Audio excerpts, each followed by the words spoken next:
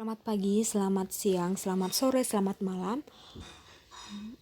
Buat yang sementara melihat video ini atau menonton video pembelajaran kali ini, maka saya ucapkan selamat datang di channelnya Kak Yensi Kios Bahasa Indonesia. Tapi sebelum saya menjelaskan lebih lanjut lagi, Kak Yensi meminta tolong untuk jangan lupa subscribe Kios Bahasa Indonesia. Oke, ingat subscribe dulu Kios Bahasa Indonesia, share, like, dan komen. Mungkin ada saran atau gimana gitu ya. Oke, pembelajaran kali ini berkaitan dengan pembelajaran sebelumnya. Seperti yang saya janjikan bahwa tujuan pembelajaran yang kedua yang akan saya jelaskan pada hari ini, yaitu menyimpulkan isi teks berita. Menyimpulkan isi teks berita. Oke, bagaimana sih caranya menyimpulkan isi teks berita? Lanjut. Nah, untuk menyimpulkan isi teks berita itu yang pertama kita harus tahu dulu unsur-unsur berita nih. Unsur berita adik Simba. Atau unsur beritanya 5W tambah 1H gitu ya. Adik Simba ini masih ingat kan adik-adik? Adik Simba itu adalah apa, di mana, kapan, siapa, mengapa, dan bagaimana. Oke, pintar. Nah, ketika Anda sudah tahu unsur 5W tambah 1H ini, maka itu dijadikan sebagai dasar atau sebagai bahan untuk menyimpulkan isi teksnya, isi beritanya gitu. Anda tahu unsur 5W tambah 1H, maka Anda sudah tahu untuk menyimpulkan isi beritanya. Tapi itu masih bahannya. Oke, nanti kesimpulannya itu paling sedikit, palingan satu paragraf gitu. Kesimpulan itu berarti isi dari isi teks berita. Jadi dia diperkecil, dirangkum gitu ya. Dirangkum dia. Nah, ketika Anda sudah mengetahui bahannya, sudah tahu unsur teks beritanya, maka adik-adik boleh seleksi dulu atau pilih mana informasi yang penting atau pokok-pokok berita. Nah, informasi yang penting itu nantinya yang akan kamu jadikan sebagai kesimpulan dalam suatu teks berita. Paham ya sampai di sini ya? Ya. Oke, ini contohnya deh nih kayak yang si bikin nih. Contohnya di sini. Ini adalah contoh kesimpulannya ya, bukan teksnya ya. Ini kesimpulan dari teks beritanya. Jadi kalian sudah tahu bahwa dari kesimpulan ini kalian sudah tahu isi teks berita yang secara lengkapnya itu adalah tentang bantuan pemerintah berupa sembako gitu ya. Dikarenakan karena dampak COVID begitu, apalagi di Sulawesi Utara. Nah, kesimpulannya saya ambil di sini adalah untuk membantu warga Sulawesi Utara, Gubernur Oli Dondo Kambai memberi sembako berupa beras, masker, hand sanitizer. Hal ini terjadi di Kota Manado, Sulawesi Utara pada tanggal 4 Agustus 2020. Oli mengedarkan sembako menggunakan bus milik pemerintah Sulawesi Utara. Oke, ini adalah hal-hal yang penting gitu.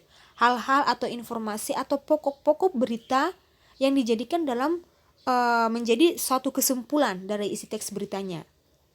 Gitu, ya. Mengenai apa ini beritanya? Tentu mengenai bantuan pemerintah Sulawesi Utara, yaitu Gubernur Oli Dondo Kambai. Oli Dondo Kambai memberikan apa? Memberikan sembako berupa apa ini? Berupa masker, hand sanitizer. Nah, ini terjadi di mana ini? Terjadi di Kota Manado, Sulawesi Utara pada tanggal 4 Agustus. Oli mengedarkan sembako menggunakan bus milik pemerintah Sulawesi.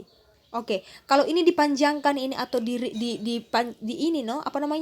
dijelaskan lebih rinci lagi pasti panjang gitu. Tapi saya ambil kesimpulannya yang pendek aja. Paham ya sampai di sini ya. Jadi untuk kalian yang membuat suatu berita atau suatu teks berita, mungkin ada berita kecelakaan, berita tentang ya banjir, tentang corona, ya kan? Jadi kalian bisa mengambil kesimpulannya dengan mencari hal-hal atau bagian-bagian yang penting. Mencarinya gimana Kak Yensi? Ingat seperti yang Kak Yensi bilang tadi, bahwa harus mengetahui dulu unsur beritanya. Ketika kalian sudah mengetahui unsur beritanya, ya kan, kalian sudah tahu unsur beritanya, kalian buat pertanyaannya, kalian jawab berdasarkan teks berita yang kalian buat, maka kalian seleksi lagi mana kira-kira yang penting. Nah, yang penting itu kalian ambil, kemudian kalian satukan ke dalam bentuk paragraf. Itulah yang akan dijadikan sebagai simpulan teks berita, isi teks berita. Paham ya sampai di sini ya? Paham ya? Oke, nah yang kedua, Di dalam menyimpulkan isi teks berita bukan hanya mengetahui saja unsur beritanya, tetapi ada yang dinamakan tanggapan atau menanggapi isi berita. Bagaimana cara Anda menanggapi berita tersebut? Itu juga termasuk dalam menyimpulkan isi teks berita. Oke, kita harus tahu dulu tanggapan itu apa. Tanggapan itu adalah sambutan terhadap hal, peristiwa, masalah, ucapan, pendapat atau gagasan berupa kritik dan komentar. Gitu ya, tanggapan. Anda pernah memberikan tanggapan terhadap suatu teks, boleh, atau memberikan tanggapan ketika diskusi, itu termasuk tanggapan. Anda memberikan pendapat termasuk tanggapan. Anda mengkritik pun termasuk tanggapan. Memberi saran, komentar itu adalah termasuk dari tanggapan. Oke, nah, tanggapan di sini, tanggapan yang ada yang pernyataan setuju, ada tidak setuju, suka, tidak suka, atau tambahan pendapat, ini yang 5 ini termasuk juga tanggapan. Di dalam suatu diskusi atau suatu teks berita, pernyataan itu tidak setuju, Anda tidak setuju, Anda memberikan tanggapan dengan kata tidak setuju gitu. Itu termasuk juga tanggapan gitu. Anda setuju, tidak setuju, suka, tidak suka, itu termasuk juga tanggapan. Oke, paham ya sampai di sini ya. Kemudian tanggapan itu yang bagaimana, Kak? Tanggapan itu yang harus dikeluarkan itu bersifat objektif. Bersifat objektif itu artinya bersifat yang sebenarnya, disertai dengan alasan yang masuk akal, yang logis. Ketika Anda memberi tanggapan, Anda harus bisa membuktikan tanggapan Anda itu dengan fakta atau dengan alasan yang masuk akal. Gitu ya. Contoh nih dalam teks berita, oke? Ini slide berikutnya ada nggak ya? Oke. Dalam teks berita nanti ada contoh pengerjaan atau latihan untuk memberi tanggapan dalam satu teks berita. Ya. Jadi Kak Yensi akan memberikan soal, dan soal itu kalian jawab berdasarkan tanggapan Anda, berdasarkan jawaban Anda. Gitu ya, sebenarnya gampang sih kalau untuk tanggapan ini. Anda berikan saja pendapat Anda bagaimana teks berita itu. Begitu ya. Oke. Hal yang perlu diperhatikan ketika mengemukakan tanggapan gitu. Ya, ada 4 nih. Berhubungan dengan masalah yang sedang dibicarakan, mempercepat pemahaman masalah, disampaikan dengan kata atau kalimat yang tepat, disampaikan dengan sikap terbuka dan sopan santun. Nah, ketika Anda memberikan tanggapan itu, maka harus berhubungan dengan masalah yang sedang dibicarakan. Anda memberi tanggapan, memberikan saran atau komentar tidak sesuai dengan topik, itu bisa ditertawakan orang loh. Lebih baik Anda diam aja, gitu ya. Jangan asal bicara. Anda harus membicarakan, Anda harus memberi tanggapan, harus sesuai dengan topiknya. Misalnya topiknya tentang COVID-19. Anda harus memberikan tanggapan yang berhubungan dengan masalah yang dibicarakan, gitu maksudnya ya.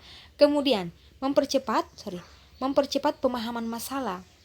Nah, mempercepat pemahaman masalah di sini adalah ketika Anda memberikan tanggapan, teman Anda juga memberikan tanggapan, maka ini adalah mencari tahu solusinya, gitu ya. Mencari tahu, misalnya ada masalah, Anda memberikan tanggapan, teman Anda memberikan saran juga, itu namanya mempercepat pemahaman masalah. Itu tahu ada masalahnya gitu ya, tahu masalahnya, tahu cara menanggulanginya, begitu ya. Jadi ada kesimpulan yang tepat ketika Anda memberikan ketika Anda memberikan satu tanggapan, atau bagaimana sih diskusi berjalan lancar gitu ya. Kemudian tanggapan itu harus disampaikan dengan kata atau kalimat yang tepat. Jangan berbelit-belit ya, jangan berbelit-belit. Kalimat yang tepat, kalimat yang sesuai dengan permasalahannya tadi yang sedang dibicarakan, dengan kata atau kalimat yang bagus pokoknya ya. Kemudian disampaikan dengan sikap terbuka dan sopan. Ingat, memberikan saran, memberikan pendapat itu ketika diskusi ataupun ketika menuliskan tanggapan di selembar kertas atau tugas, tolong bersikap sopan ya, terbuka juga. Oke? Jadi kalau misalnya, apalagi kalau diskusi ini, tanggapan Anda sangat dibutuhkan, tetapi ketika tidak sopan, itu akan menilai Anda itu adalah orang yang apatis gitu, orang yang sombong gitu ya. Kemudian di sini ada contoh teks berita yang berjudul Banjir Porak-Porandakan 16 Desa di Purbalingga. Adik-adik nanti boleh membaca teks berita ini, baca dengan baik-baik, pahami dengan baik-baik, teliti juga. Kemudian adik-adik, nah, ayo berlatih, coba berikan tanggapan Anda terhadap berita ini melalui ataupun dengan cara menjawab pertanyaan 3 yang ada ini, 3 yang warna merah nih. Ini kalian sih udah bikin. Oke, jawab pertanyaan ini. Ketika Anda bisa menjawab pertanyaan ini, maka Anda sudah memberikan tanggapan Anda terhadap berita ini. Paham ya sampai di sini ya? Saya pikir paham. Buat kelas 7, 7C dengan 7D. Silakan Anda mengerjakan ini. Kelas 7D, kelas 7C dan kelas 7D SMP Pax Kristi Manado, tolong Anda kerjakan ini. Oke, kalau dikatakan jelaskan ya jelaskan. Jangan juga singkat-singkat sekali. Berikan tanggapan Anda sebagus mungkin, sejelas mungkin, tidak bertele-tele, yang sopan, berkaitan dengan permasalahannya tentang banjir ini. Jawaban Anda, tanggapan Anda harus berkaitan dengan teks berita ini. Paham ya sampai di sini ya? Jadi jawab aja ini pertanyaannya. Oke? Jawab. Oke, sampai di sini penjelasan Kak Yensi, semoga bermanfaat. Jika ada kata atau kalimat yang salah, Kak Yensi mohon maaf. Maklumlah YouTuber pemula. Iya toh? Next juga bukan next sih. Oke, next. Jangan lupa ya subscribe Kios Bahasa Indonesia Miss Yensi. Tanpa dukungan kalian sih nggak bisa berbuat apa-apa nih. Ayolah, karena subscribe itu gratis teman-teman. Oke, minta tolong dan semoga bermanfaat. Saya ulangi lagi, jika ada kata yang salah, kalimat yang salah, mohon dimaklumi. Oke, bye-bye, sampai bertemu di video pembelajaran selanjutnya. God bless you all.